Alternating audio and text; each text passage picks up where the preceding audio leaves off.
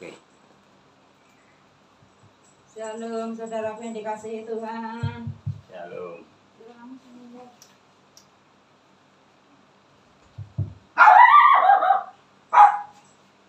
Mari siang hari ini kita sama-sama buka Alkitab kita dari Markus 16.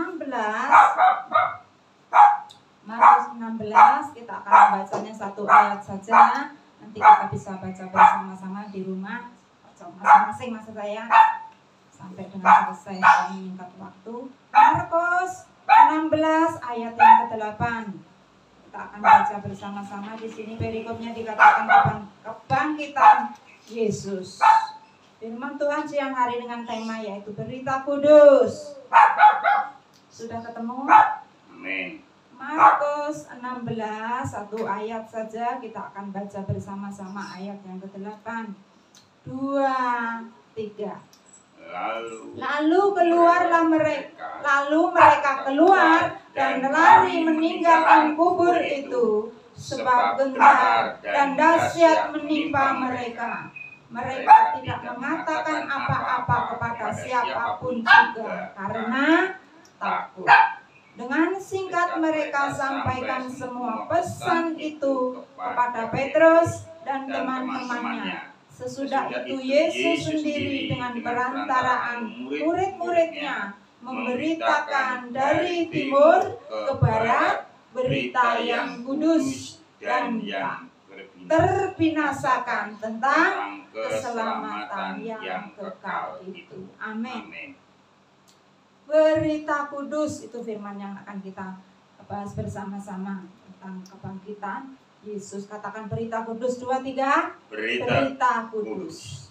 Saudaraku yang dikasihi Tuhan, Yesus disalibkan, mati. Betul? Ya. Berita itu betul, ya bukan dongeng tetapi berita itu betul, nyata. Yesus disalibkan dan mati, dikuburkan dan dia bangkit. Yesus dibangkitkan pada hari yang ketiga. Jadi kubur itu kosong. Kubur Yesus kosong, ya. Semua nabi-nabi lain masih ada, ya masih ada tulang berulangnya, jenazah masih di situ, tetapi satu yang ajaib, Tuhan yang kita sembah. Yesus memang mati, Yesus memang dikuburkan, tetapi dia tidak terus-menerus berada di dalam kubur itu. Setelah 3 hari, Yesus mengalami yang namanya bangkit.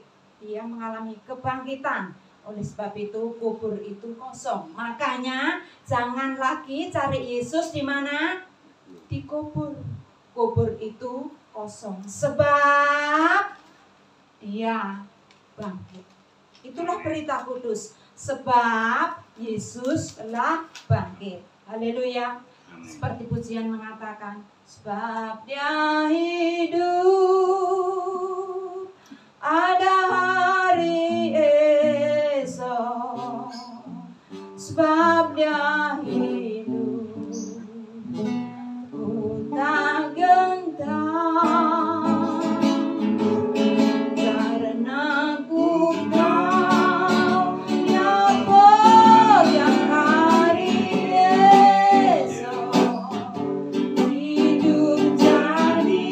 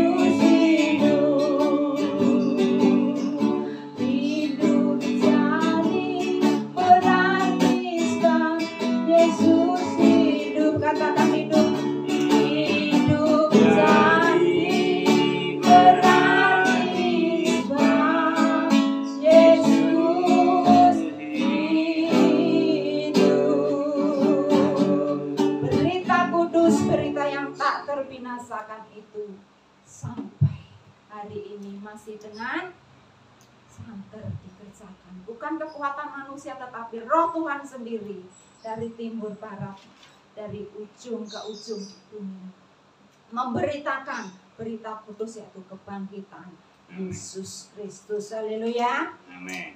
Apa yang harus Bapak Ibu Saudara lakukan? Ya, setelah kebangkitan Yesus itu, supaya keberadaan saudara dan saya betul-betul mengalami kuasa kebangkitan itu di dalam seluruh keadaan kita. Ada kebangkitan, kuasa kebangkitan itu Tuhan nyatakan melalui setiap kehidupan kita. Apa yang harus saudara dan saya lakukan? Masih di ayat yang ke-8, kita baca bersama-sama 2-3.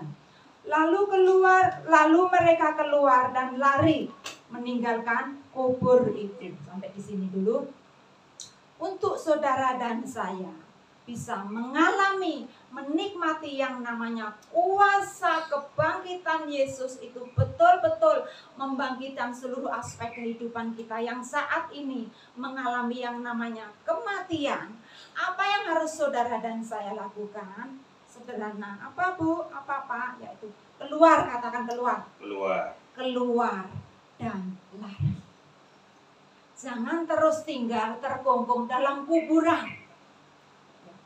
Keluar dan lari untuk mengalami, menikmati yang namanya kuasa kebangkitan Yesus. Ayat 8 dikatakan, saat itu mereka sedang sedih karena kematian Yesus yang diidolakan selama ini. Yesus mati. Semua murid-murid tercerai-berai bahkan berkabung. Pagi-pagi itu para perempuan mereka bersepakat membeli rempah-rempah, kepengen merempahi mayat Yesus. Tetapi di perjalanan mereka berkata, kubur itu kan ditutupi dengan batu yang begitu besar. Siapa nanti yang akan membukakan batu itu? Tidak mungkin kita bisa. Sementara mereka terus bercakap-cakap demikian, mereka tidak diam. Mereka melangkah menuju ke kubur Yesus. Ya. Mereka melangkah menuju ke kubur Yesus. Makanya saya katakan jangan mau terkungkung, terkubur di dalam yang namanya pergumulan apapun yang saat ini Tuhan izinkan mengalami kematian. Melalui kebangkitan Yesus itu, kebangkitan itu bisa menghidupkan segala kehidupan kita yang saat ini mengalami mati, katakan mati. Melalui kebangkitannya, yang mati itu bisa dibangkitkan. Haleluya. Amin. Saat itu mereka sedang sedih, berkabung karena kematian Yesus. Saat mereka datang ke kubur, apa yang terjadi? Sementara tadi mereka di jalan, waktu mereka membeli rempah-rempah, mungkin mereka bercakap apa? Nggak mungkin lah. Siapa yang akan menggulingkan kubur, yang membuka mulut kubur itu, batunya begitu besar. Tapi mereka tidak tinggal diam. Mereka melangkah menuju ke kubur itu. Apa yang terjadi ketika mereka tiba di kubur Yesus itu? Ayat yang keempat, kita baca bersama-sama. 2-3. Tetapi ketika mereka melihat dari dekat, tampaklah batu yang memang sangat besar itu sudah terguling. Batu yang besar, batu yang menutup kubur Yesus itu sudah terguling. Mungkin saat ini ya, saudara sedang mengalami pergumulan yang begitu besar. Tidak mungkin Bu, tidak mungkin Pak, aku bisa keluar dari kuburan masalah ini. Ya, bisa sakit penyakit, bisa pergumulan rumah tangga, bisa pergumulan bisnis, perekonomian, banyak hal. Apapun yang saat ini Tuhan izinkan mengalami kematian, berita baiknya yaitu apa? Kubur itu telah kosong. Mulut kubur itu, batu yang menutupi mulut kubur itu telah terguling. Haleluya. Amin. Ada banyak ya orang yang mengalami kegagalan, begitu menikmati yang namanya penyesalan. Menyesal. Yang pertama, menyalahkan orang lain. Gara-gara dia, Bu, gara-gara dia, Pak, aku mengalami hal seperti ini. Sampai mati ini aku bawa kebencian tindakan kok. Ini yang dinamakan kubur yang pertama, yaitu apa? Kubur yang pertama yaitu menyalahkan siapa? Orang lain. Orang lain. Nah memang kenyataannya seperti itu, Bu. Kita belajarlah saudara ya. Tidak ada kok sesuatu yang terjadi itu di luar kontrol Tuhan. Betul Tuhan memakai orang yang ada di sekeliling kita, ya, itu cuma alat. Tetapi melalui kejadian peristiwa yang terjadi di sekeliling kita, Tuhan mau supaya saudara dan saya belajar, ya, belajar. Dan yang kedua, kubur. Kalau yang pertama menyalahkan orang-orang lain, dan yang kedua menyalahkan diri sendiri. Aku bodoh, ini karena kebodohanku, ini karena keteledoranku. Terus menerus siang malam bertahun-tahun meratapi, memperkatakan hal seperti ini. Dinikmati, tinggal di kubur penyesalan. Dan yang terakhir, kalau sudah nyalahkan orang lain, ya, yang pertama, yang kedua nyalahkan diri sendiri, dan yang terakhir menyalahkan siapa kira-kira? Nyalahkan Tuhan. Hati-hati saudara. Kalau fokus saudara terus menyalahkan orang lain, menyalahkan diri sendiri, yang terakhir menyalahkan siapa? Menyalahkan Tuhan.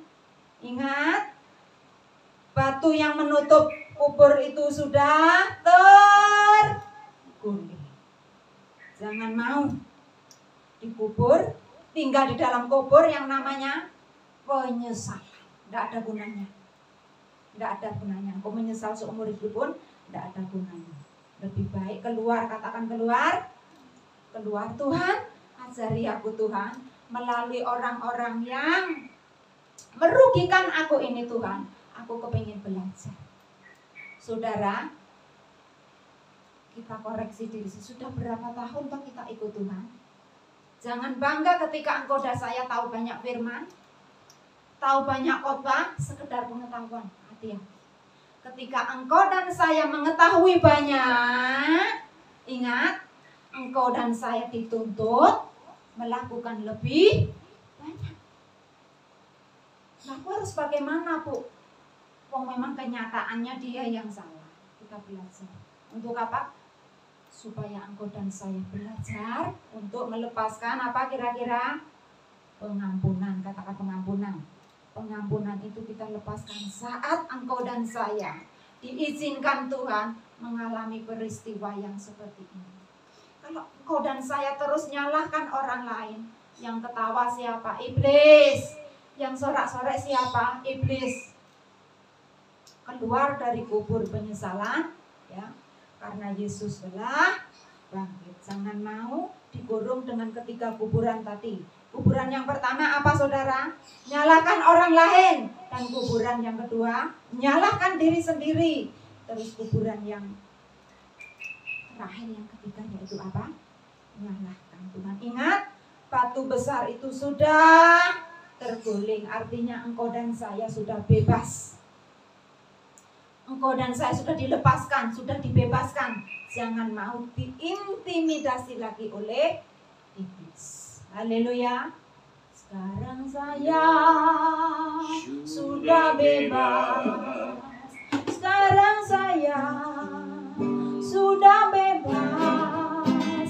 Saya bebas oleh darahnya domba Allah. Sekarang saya bebas, bebas. Haleluya. Sekarang saya sudah bebas. Sekarang saya sudah bebas. Saya bebas oleh darahnya domba Allah. Sekarang saya bebas, bebas, bebas. Haleluya. Keluar dari ketiga kuburan tadi. Yang pertama nyalahkan orang lain, yang kedua nyalahkan diri sendiri, dan yang ketiga nyalahkan Tuhan. Keluar. Jangan mau tinggal di dalam kubur. Keluar. Lari keluar. Tinggalkan cara-cara hidup yang lama, itu sangat-sangat merugikan, ya, tidak ada gunanya. Dan terima berita kudus. Haleluya. Terima apa saudara?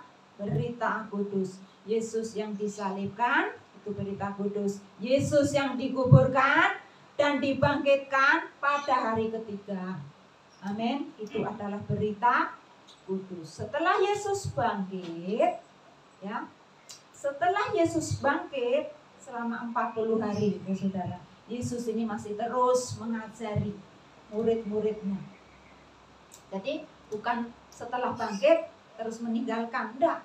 Selama 40 hari Yesus masih bersama dengan murid-muridnya, mengajari murid-muridnya supaya murid-muridnya ini memberitakan berita kudus dari timur, dari barat. Berita kudus itu disebarluaskan ke seluruh penjuru dunia. Nah, setelah 40 hari mengajarkan kepada para murid-muridnya, setelah 40 hari Yesus baru naik ke surga. Setelah 40 hari Yesus baru terangkat ke surga. Dan ketika Yesus terangkat ke surga itu disaksikan tidak cuma 2-3 orang, tetapi banyak orang waktu itu menyaksikan Yesus terangkat ke surga dan awan menutupinya.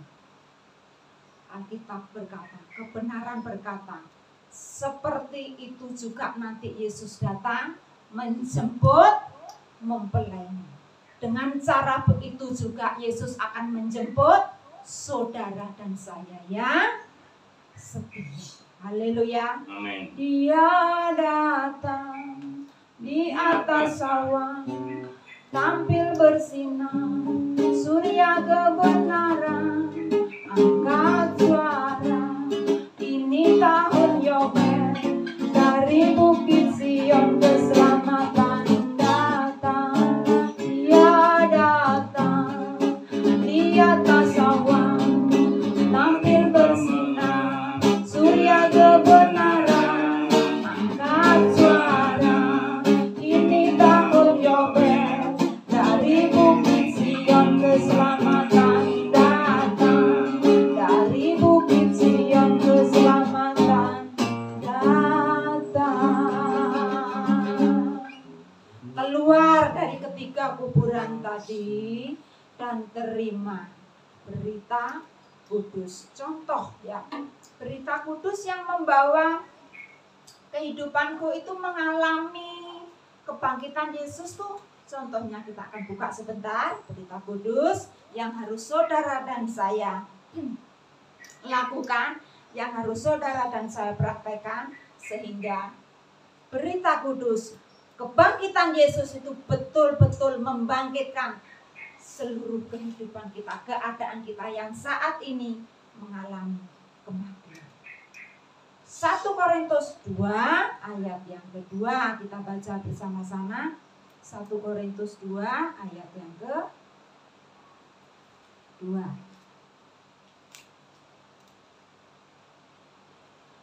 Sudah ketemu? 1 Korintus 2 ayat yang kedua, kita baca 2-3. Sebab aku telah memutuskan untuk apa? Untuk tidak mengetahui apa-apa di antara kamu selain apa, saudara? Selain Yesus Kristus, yaitu Dia yang disalib. Kebanyakan orang kan saudara ya, keponya minta ampun. Kemarin kemana? Kemarin yang dilakukan apa? Kepo banget, pengen menyelidiki. Sehingga waktunya, kesempatan yang Tuhan berikan habis untuk ngomongin orang, habis untuk metangi kesalahan orang. Dari 1 Korintus 2 ayat yang kedua yang barusan kita baca, kita diingatkan, kita ditegur supaya saudara dan saya untuk mengalami yang namanya berita kudus itu, kebangkitan Yesus itu betul-betul membangkitkan seluruh keadaan saudara yang saat ini mengalami kematian. Saudara dan saya harus sepakat, harus bertekad. Untuk apa? Aku tidak pengen tahu apa-apa. Aku tidak kepengen tahu apa-apa selain apa? Mengetahui, yaitu apa? Yesus Kristus yang disalibkan. Haleluya. Tidak pengen tahu apa-apa selain Yesus yang disalibkan. Apakah berita itu membuat saudara sampai saat ini penasaran? Haleluya. Penasaran? Kalau saudara dan saya penasaran, pasti engkau dan saya tidak akan menyia-nyiakan kesempatan waktu yang sudah Tuhan berikan. Daripada ngurusi kesalahan orang lain, lebih baik lari, tinggalkan cara-cara hidup yang lama. Kita mulai melangkah untuk mengetahui berita kudus. Berita kudus apa saudaraku yang dikasihi Tuhan? Aku tidak kepingin tahu yang lain selain Yesus Kristus yang disalibkan. Ada orang yang begitu terikat, saudara. Contoh nonton sinetron. Aku penasaran banget tuh, karena aku sudah mengikuti sinetron ini dari awal dan sekarang sedang seru-serunya. Jadi tubuhnya ini berada di luar sedang jalan-jalan, tetapi pikirannya kepingin cepat pulang. Jangan sampai ketinggalan sinetron ini. Ini hati-hati. Ini yang namanya terikat. Angel. Ini yang namanya apa? Terikat. Jangan mau terikat dengan apapun juga. Yang tahu siapa? Yang tahu yaitu cuma saudara dan saya. Hatiku saat ini terikat kemana ya? Apakah kepada sinetron? Apakah kepada YouTube? Ada banyak orang yang mengikuti YouTube. Ketika satu hari tidak nonton YouTube, tidak mengikuti acara YouTube yang sudah selama ini diikuti, keadaannya itu seperti cacing panas. Bisa marah-marah karena kuota entek, bisa stres karena nggak bisa mengikuti YouTube. Hati-hati, itu yang dinamakan ya terikat. Jadi terikat itu macam-macam, hati-hati, namanya iblis itu licin. Maka dari itu saudara dan saya harus belajar untuk menyalibkan yang namanya keinginan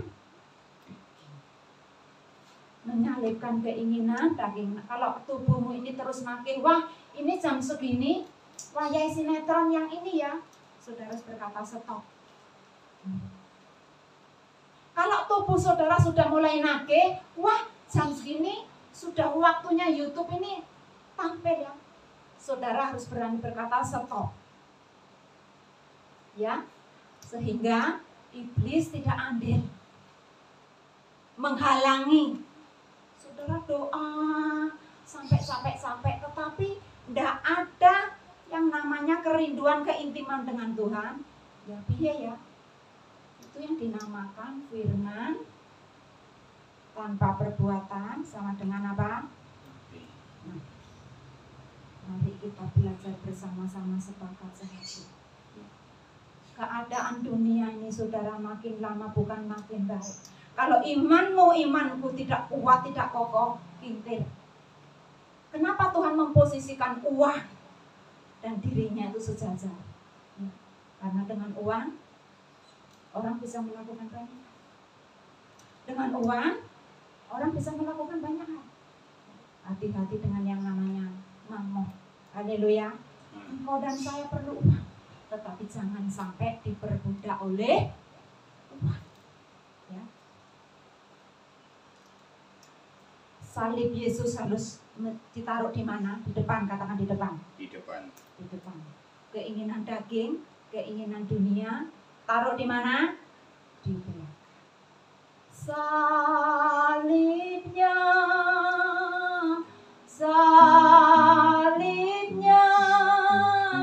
teramat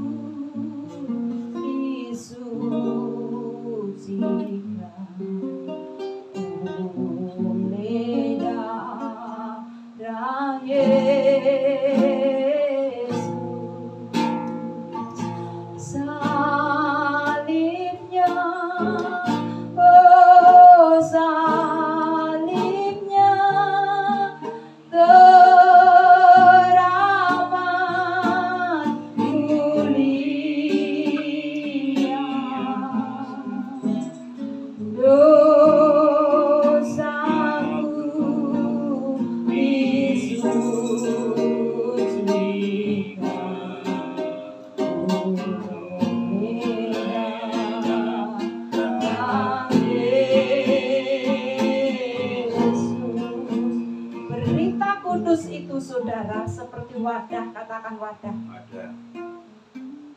Saudara dan saya ya memerlukan yang namanya tempat, lumbung ataupun wadah. Engkau dan saya minta dipulihkan, pulihkan perekonomianku Tuhan, pulihkan bisnisku Tuhan.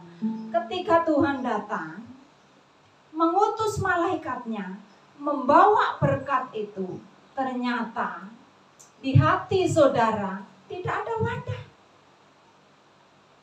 Kira-kira berkat itu dibawa lagi enggak? Dibawa lagi. Dibawa lagi.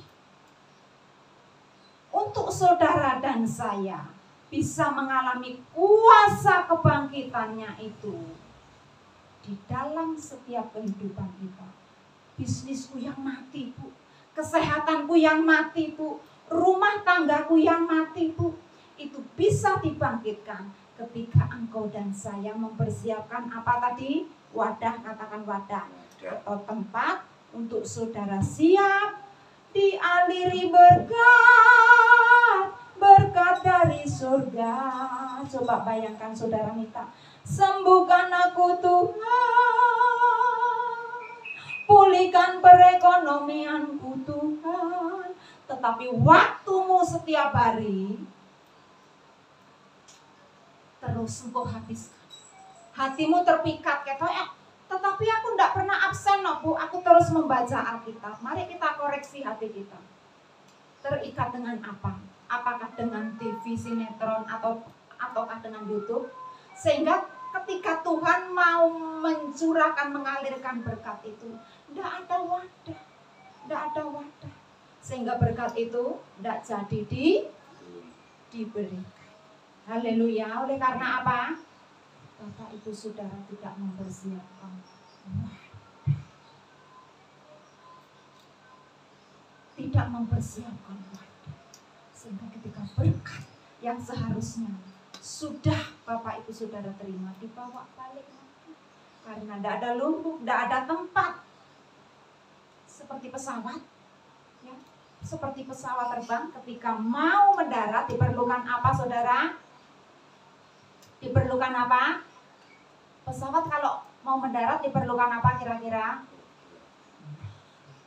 Begitu juga dengan kehidupan Bapak Ibu Saudara, kehidupan kita. Ketika engkau dan saya minta berkati Tuhan, pulihkan rumah tanggaku, pulihkan bisnisku Tuhan, engkau dan saya harus mempersiapkan yang namanya wadah atau tempat, ya. Wadah atau tempat itu yang dinamakan bahasa Alkitabnya yaitu iman. Apa yang dibutuhkan saudara? Iman. Berita kudus yang saya sebut wadah itu bisa Bapak Ibu Saudara dan saya dapatkan melalui apa, Bu?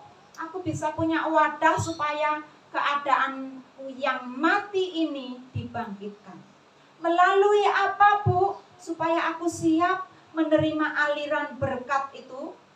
Melalui apa, Bu? Supaya imanku ini kuat kokoh, diberkati seberapapun aku tidak kentir. Nah, wadah atau firman itulah yang saudara dan saya butuhkan. Yang pertama, wadah itu, firman itu bisa engkau dan saya dapat dari mana? Dari mana? Ketika bisa lewat radio, karena yang sudah sepuh-sepuh itu banyak kali ya matanya tidak bisa membaca. Bisa lewat radio kita membaca, mendengarkan pembacaan Alkitab.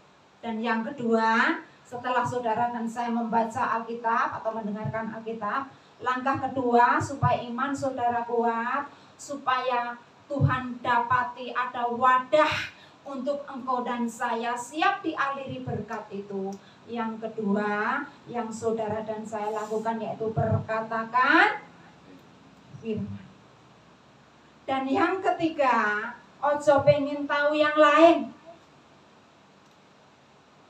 Ojo pengen tahu yang lain dulu, ya. Tinggalkan dulu berita YouTube yang lain itu tinggalkan. Ojo kepengen tahu, stop sate yang namanya kedagingan itu. Ojo kepengen tahu kelanjutan sinetron bagaimana, stop. Itu cara saudara dan saya menyiapkan yang namanya wadah, kecuali satu yang engkau dan saya ingin tahu, ingin lihat, yaitu apa? Acara khotbah. Saudara dan saya bisa menyiapkan wadah melalui khotbah-khotbah lewat radio, lewat YouTube. Itu engkau dan saya sedang menyiapkan wadah atau lumbung. Jadi jangan sia-siakan waktumu, saudara. Tuhan kasih waktu. Kenapa ya hari ini kok nganggur? Jangan sia-siakan waktumu untuk habiskan untuk YouTube, untuk nonton sinetron.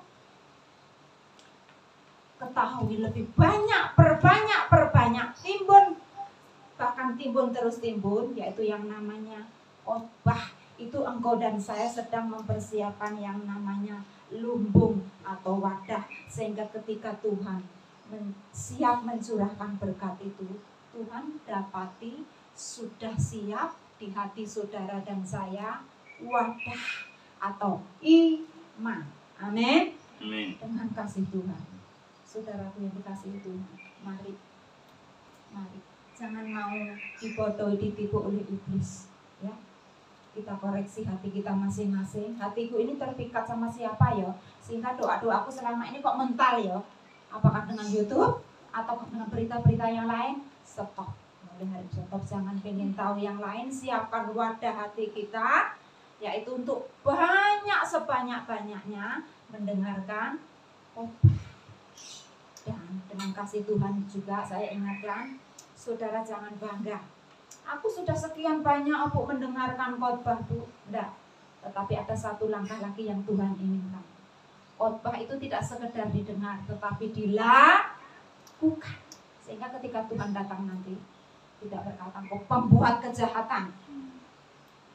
Nah, kok bisa pembuat kejahatan? Sudah digemakan tau firman-Nya.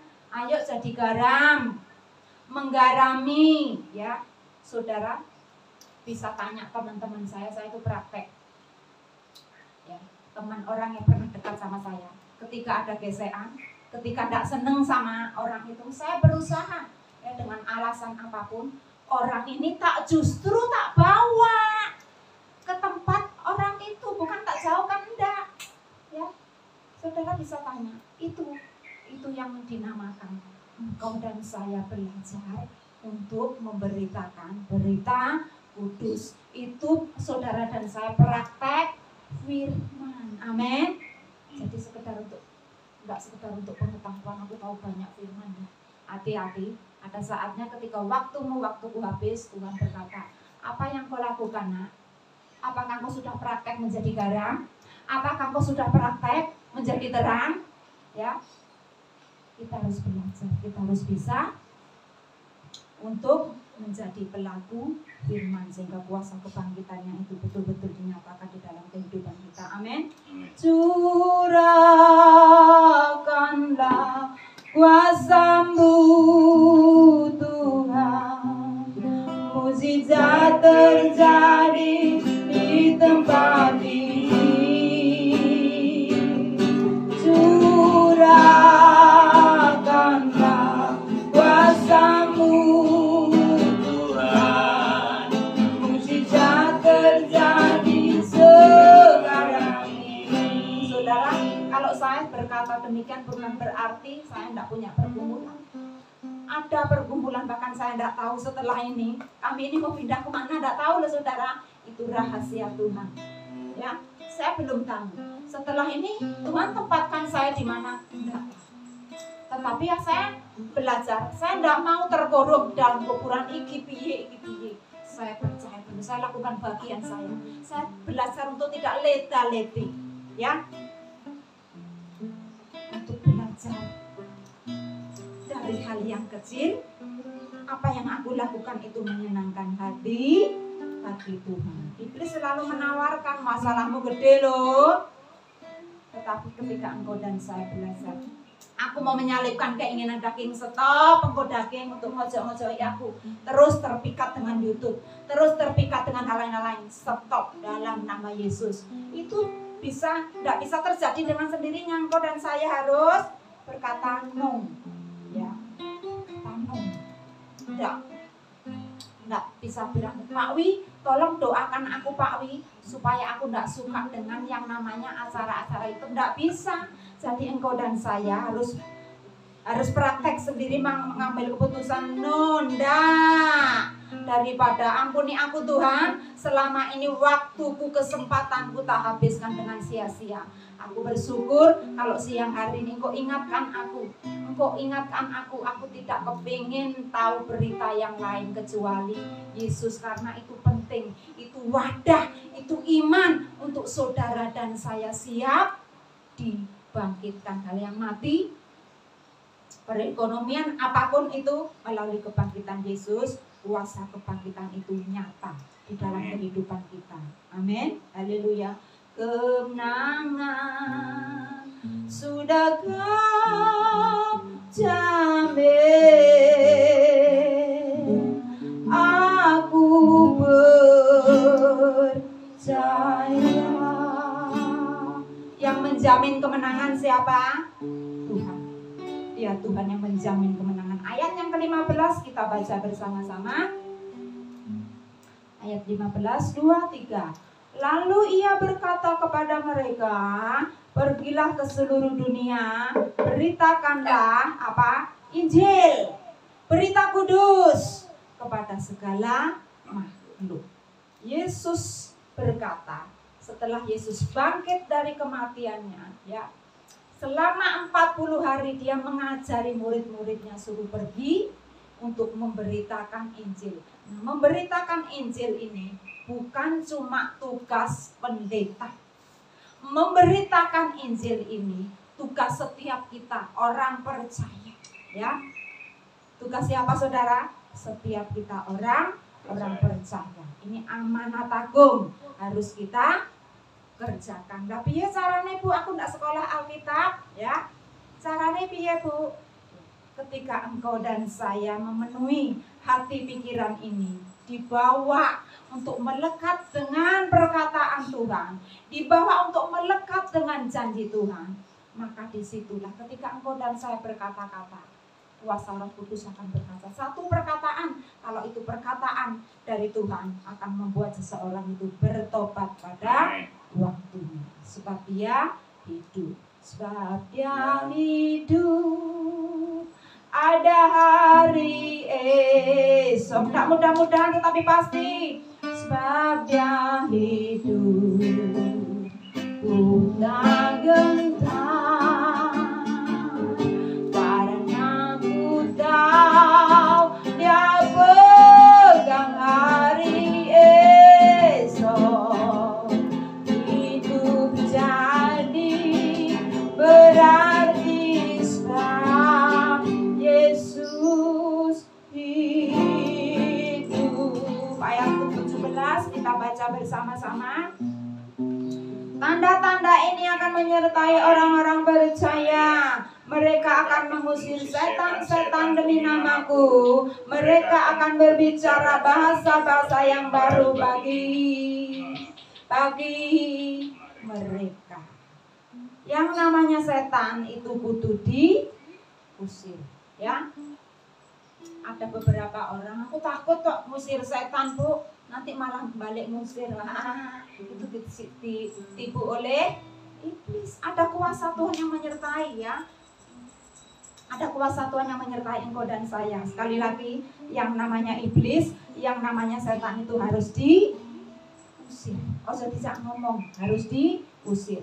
Dalam nama Yesus, dalam nama Yesus, ada kemenangan. Dalam nama Yesus, dalam nama Yesus, iblis dikalahkan. Dalam nama Tuhan Yesus, siapa dapat melawan? Dalam nama Tuhan Yesus ada kemenangan.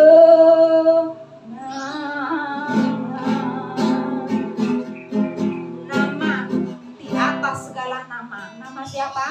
Yesus itu yang memberikan kemenangan buat setiap kita. Ayat yang ke-18, coba baca bersama-sama. 2, 3. Mereka akan memegang ular dan sekalipun mereka minum racun maut, mereka tidak akan mendapat celaka. Mereka akan meletakkan tangannya atas orang sakit dan orang itu akan disembuh. Ini jaminan. Makanya ya, saudara dan saya harus belajar, katakan belajar, untuk memberitakan berita kudus. Keluar, lari dari cara hidup yang lama. Amin. Haleluya. Ketika Bapak Ibu Saudara, ketika setiap kita orang yang percaya kepada Yesus mendoakan orang sakit, menumpangkan tangan orang sakit itu, jangan takut tuh, Bu, nanti setannya balik percaya. Percayalah saudara, ketika engkau dan saya nempel, hati kita nempel kepada Tuhan, berita yang menakutkan itu tidak membuat saudara dan saya terjerat, tetapi justru saudara dan semakin berapi-api. Lawang ini janji Tuhan, ketika aku menumpangkan tangan atas orang sakit itu sembuh. Ketika aku mengusir setan, maka setan itu akan lari terpirit-pirit. Jadi jangan mau lagi ditipu oleh iblis. Yang namanya setan harus diusir. Ya. Ketika melihat temanmu lagi sakit, praktek, jangan nyertai pendeta. Praktek tumpangkan tangan dalam nama Yesus, ada kesembuhan. Haleluya.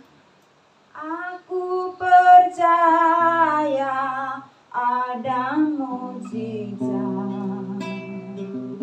Aku percaya Tuhanku hebat, perbuatannya ajaib yang dikerjakan. Aku percaya Tuhanku hebat. Ayat yang ke-19 kita baca bersama-sama, 2, 3. Sesudah Tuhan Yesus berbicara demikian kepada mereka, berangkatlah ia ke surga, lalu duduk di sebelah kanan Allah.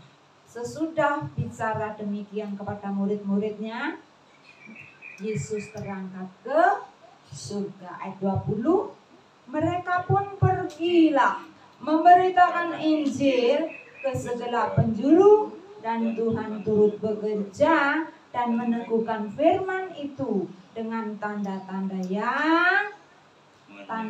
yang menyertai mereka. Ini janji Tuhan kepada saudara dan saya. Tuhan turut bekerja untuk meneguhkan firman-Nya. Tuhan turut bekerja supaya kuasa kebangkitannya itu memulihkan setiap keluarga demi keluarga.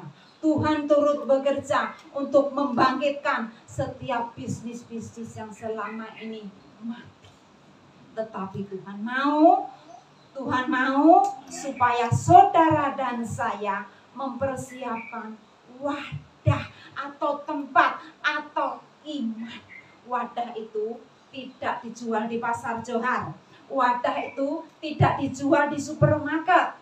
Wadah untuk saudara dan saya siap dialiri dengan berkat itu. Wadah itu kita dapatkan di mana? Ketika engkau dan saya membaca Alkitab. Dan yang kedua, wadah itu bisa saudara dan saya dapat ketika engkau dan saya memperkatakan firman. Dengungkan, perkatakan firman. Kalau keadaanku tidak baik, keadaanku runyam, perkatakan hal yang baik. Bersama Yesus aku melakukan perkara yang besar. Kalau sakit penyakitku, Bu, tambah suwe, tambah parah, perkatakan firman Tuhan. Bilur-bilurnya yang sudah menyembuhkan sakit, di situ Tuhan akan bekerja, meneguhkan firman-Nya. Lah kalau di hatimu, di pikiranmu yang ada cuma sinetron, cuma ada cerita-cerita YouTube di luar sana, engkau sudah berdoa, ya bisa cuma anaknya mana janji Tuhan. Adakah wadah itu Tuhan dapati di hati saudara? Ya. Jadi untuk saudara dan saya mengalami kuasa kebangkitannya itu dinyatakan dalam bisnismu, dalam keluargamu. Dengan mudah kok Tuhan melakukannya. Tetapi yang Tuhan mau lihat apa? Wadah atau iman. Amin. Yang disiapkan apa saudara? Wadah atau iman. Dan yang ketiga tadi, kalau yang pertama dengan cara membaca Alkitab. Yang kedua, wadah itu bisa engkau dan saya dapat melalui memperkatakan firman. Dan yang ketiga, wadah atau iman itu bisa engkau dan saya dapat melalui khotbah-khotbah yang Bapak Ibu Saudara dengar. Jadi jangan jemu, jangan berkata nonsen, hati-hati loh dengan mulut kita. Bahkan ada yang berkata itu penjual jamu, hati-hati loh, jangan kurang ajar, ya. Kenapa orang berani berkata demikian? Karena hatinya pahit, kecewa dengan orang yang di sekitarnya, kecewa dengan dirinya sendiri, kecewa sama Tuhan, sehingga mengabaikan janji Tuhan, mengabaikan firman Tuhan. Padahal ini yang penting. Ini yang penting, seperti yang pernah saya sampaikan waktu itu di gereja Rehoboth. Iblis itu kepingin banget mencuri, bukan kekayaan, bukan yang lain yang iblis incar, tetapi apa? Firman. Yang iblis mau curi itu firman. Yang bahaya banget kalau anak-anak Tuhan tidak suka dengan yang namanya firman, tidak menyukai dengan yang khotbah, itu sudah masuk jebakan iblis. Sehingga keadaannya Yesus bangkit, ya sudah bangkit, tapi tetap berada dalam kubur keadaannya. Saudara mau bangkit? Haleluya. Mau keluar dari kubur? Semua yang mati Tuhan bangkitnya. Siapkan wadah. Siapkan wadah. Sehingga ketika engkau doa, Tuhan berkati, pulihkan Tuhan perekonomianku. Tuhan membawa berkat itu, Tuhan dapati ada wadah. Sehingga berkat itu tidak dibawa balik lagi, tetapi dicurahkan kepada kehidupan saudara dan saya. Haleluya. Amin. Ayat yang ke-20 sebagai ayat penutup, kita baca bersama-sama. 2, 3. Mereka pun pergilah memberitakan Injil ke segala penjuru, dan Tuhan turut bekerja untuk meneguhkan firman itu dengan tanda-tanda yang menyertai. Haleluya. Amin. Terima kasih Tuhan, meteraikan firman-Mu di setiap peluh hati kami. Terima kasih Tuhan, Kau ingatkan setiap kami Tuhan, supaya kami hidup dipenuhi dengan berita kudus. Kami mau keluar dari cara-cara hidup kami yang lama. Kami mau keluar, kami tidak kepingin tahu yang lain kecuali yaitu Yesus Kristus yang mati dan dibangkitkan. Sehingga Tuhan, apapun yang saat ini mengalami kematian di dalam kehidupan kami Tuhan, kuasa kebangkitan itu membangkitkan keluarga kami. Kuasa kebangkitan itu membangkitkan perekonomian kami. Kuasa kebangkitan itu Tuhan mendobrak setiap pintu-pintu yang selama ini terkunci. Dibuka kuasa kebangkitan kemenangan menjadi bagian kita. Yang percaya katakan amin. Sebab Dia hidup.